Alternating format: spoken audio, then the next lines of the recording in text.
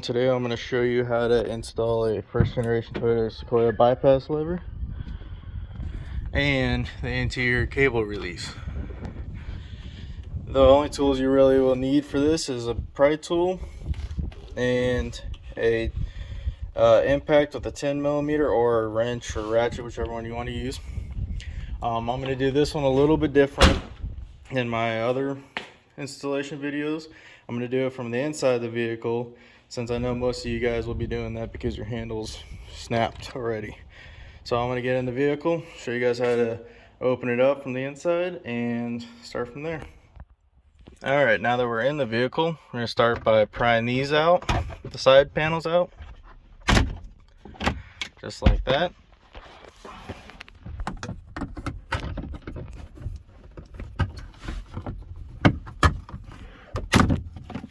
Just like that. You can leave this top one, and then the next step is to take this 10mm out,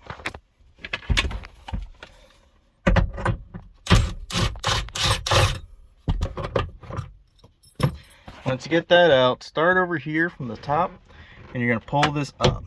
You want to get this seal up and over the groove. Once you do that, it comes off a lot easier that way.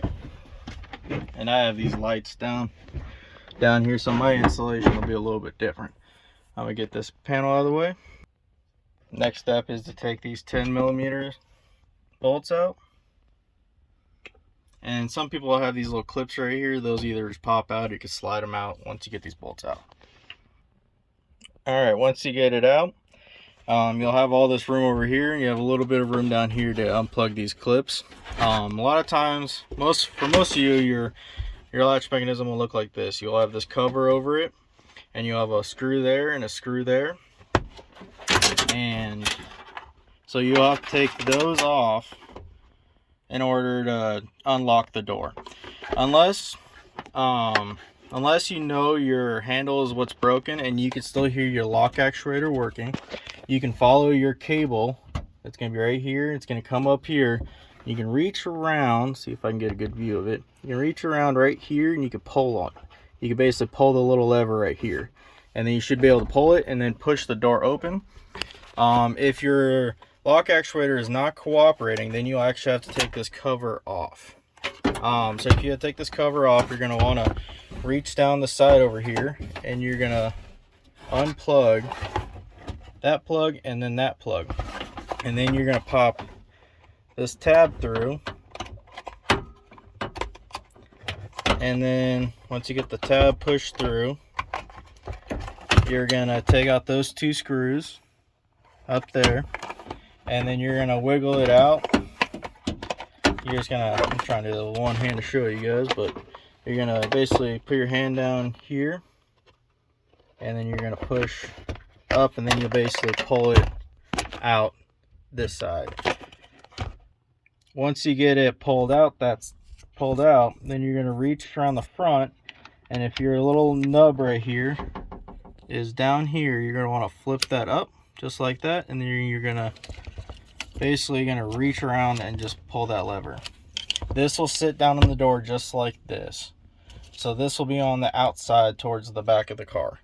So you're just going to flip that nub up and then pull it, and then once you do, so I'm going to do the same thing. I'm going to just unplug these, and then I'm going to flip that little nub right here. Mine's already up, but you're flip it up and you're just going to push it.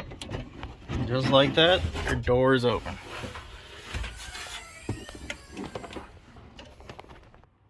Okay, so the next step, once you get it open, I actually like to re-plug in that black plug, the big one on the lock actuator, right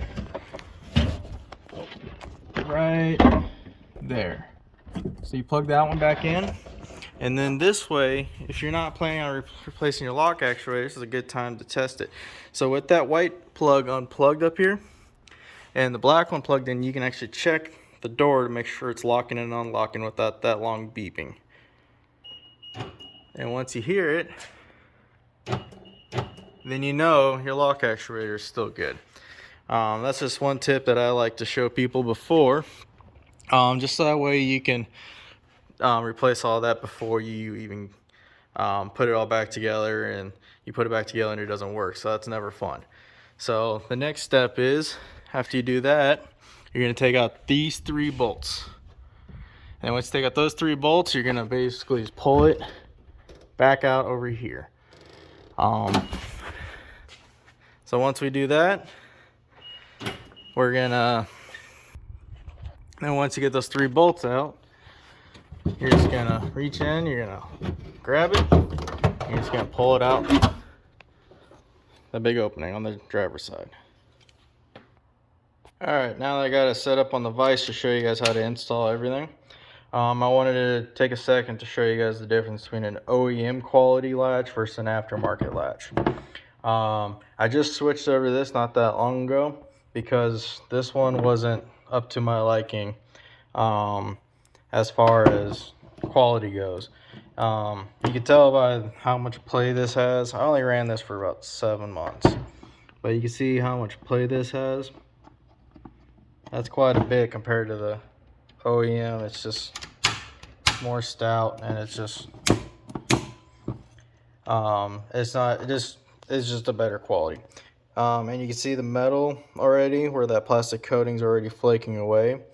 So that door, that part wouldn't last nearly as long as this. This is a Dorman branded one, which is actually a pretty good latch mechanism, and it has a lifetime warranty, but it just didn't last as long as I would like, and it didn't perform as well as I would like. This arm would catch every once in a while coming back when opening the door, and so it kind of stuck a lot, whereas this one has a pretty good thunk. That was just a real quick comparison and why I always recommend OEM. Now that we have that all set up there, your cable is going to come looking like this, and it's going to have zip ties as well that you're going to use up against here. So most latch mechanisms will have this hole right here. This is where I always mount mine. If you don't have this hole right here, you'll have to wrap it around. I'll show you guys how to do that as well.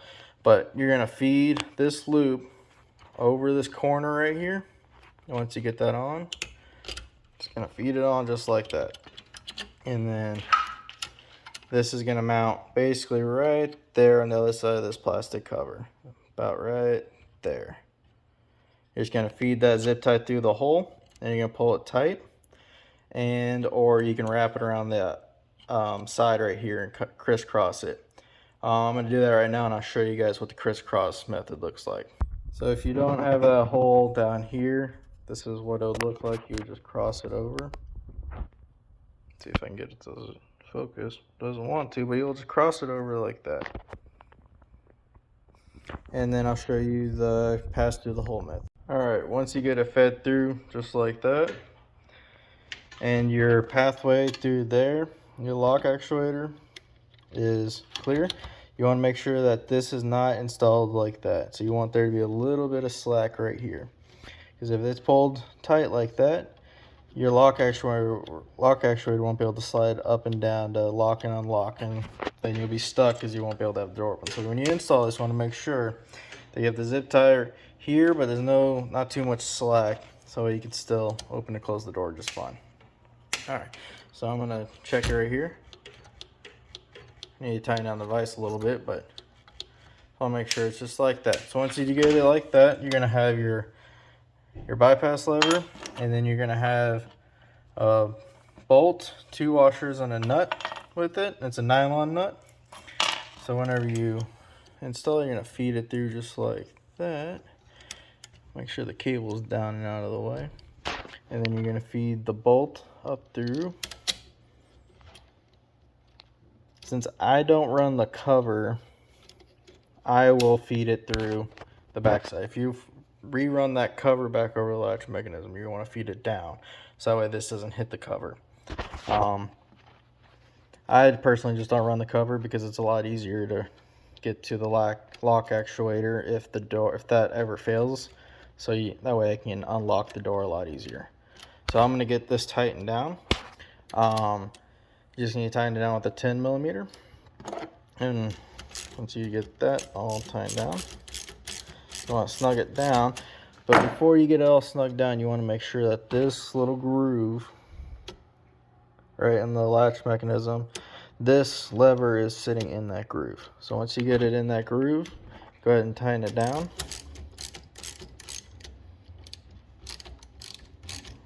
A little hard to do with one hand. So I'm gonna get that tightened down and I'll show you guys what it looks like when it's done. All right, once you get it all tightened down, it's gonna look just like that right there in that groove. And basically it's ready to go in the vehicle. One thing you do need to do is you're gonna need to take a little bit of bend out of here to fit it through the hole. So you put a finger back here to keep it from bending too far. And just like that, it'll fit through the door just fine. I'll go get this set up in the car and show you guys once I'm done. All right, once you feed it through this side and you get the lever right through the hole, you just can leave the cable in here. We'll deal with that part later. And then what you want to do is you want to get that just right through the hole. See if I can get a good angle of this. And then you kind of want to push up on the latch mechanism to feed it through the hole. And you want to get that little lip at the bottom right here up and over that edge. And then if you start out a little bit further on the lever, about right there, and then you can squeeze it through. I'm gonna do that real quick and I'll show you guys how I do it. Okay, it was kind of hard to show you guys with just one hand, but what you're gonna do is you're gonna basically push the edge of the body of this opening up against about right there, and you're just gonna push it against the latch mechanism just like that, and then you're gonna squeeze it and you're gonna try to push this little lip right here at the bottom up and over the edge. It's not that hard. I just couldn't do it with one hand. Then once you're done with that, you put the 3 bolts back in, and then you're gonna bend this to your liking up here, which it's already pretty close. But I'm gonna get those 3 bolts back in and I'll show you what it should look like. All right, once you get the 3 bolts in, you're just gonna want to bend it, make sure that it's not too close to the door so it doesn't get caught. You also, I just like mine a little bit closer, and I like it a little bit more of an arch to it. Some people like to cut it tight and then stick it out a little bit further, but I like mine just about like that. A little bit of pokage. And then you can also see that the cable moves also. So next step is to plug in the lock actuator. If I can get a good view of that.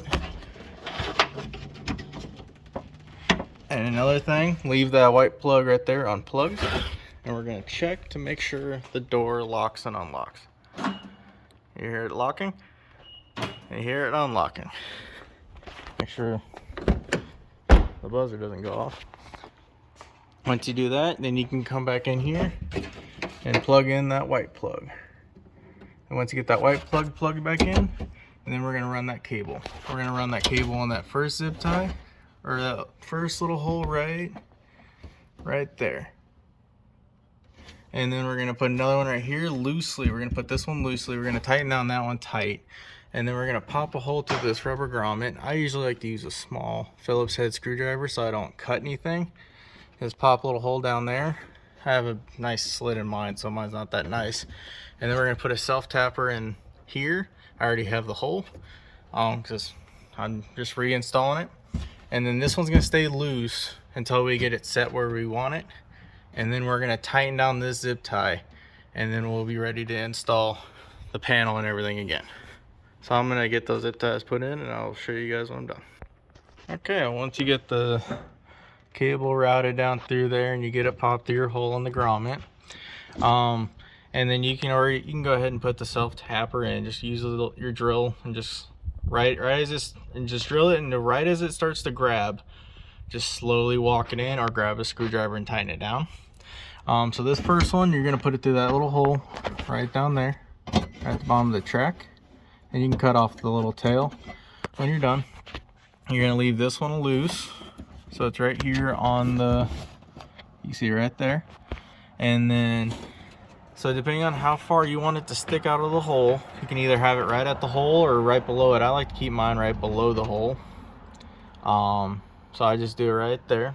And then right as you figure out exactly where you want it. So I'm gonna pull mine down to right where that plastic clip is, so just like that. And then once I get it, I'm gonna feed the extra down into this side panel area, and then I'm just gonna tighten it down. And the reason why I give you extra cable is so that way you can route it wherever you want. So if you want to route it back over, if you want to route it around the front and then come over onto this side, you can. Or if you want to route it to where I did it, or if you just want it to be higher up, that's why there's extra length, is for that reason. But it's just going to look just like that over into that corner. And then once you get it all in there like that, you're going to come over to your panel and you're going to drill the hole. I just have mine set right there. That's a 3/8 hole. So once you get that 3/8 hole drilled, you're going to squeeze the rubber grommet, and then you're just going to walk it in. A little hard to show with one hand. So you're just going to squeeze it like in half, and then you're going to push one end in there, and then you're just going to start pushing it in, and then as it comes out the other side, you can basically just go like that, and then it'll pull through just like that. So once you got all that and you already checked your lock actuator and you got everything plugged back in, you can put this panel back on. And then once you do that, you'll feed this cable right through the hole. So you basically start with the seal up here, and then you'll be good to install it. I'm going to do that real quick on mine, and I'll show you guys when I'm done. Alright, so I got the black panel put back up, and then I realized it might be a little bit hard to get this lined up, so I figured I'd get it on camera too. So you have the little rubber grommet hole. You basically squeeze the cable, feed it through just like that, and then you're going to get that seal started up over that edge. Once you get that all up there, you're going to walk around, get everything lined up.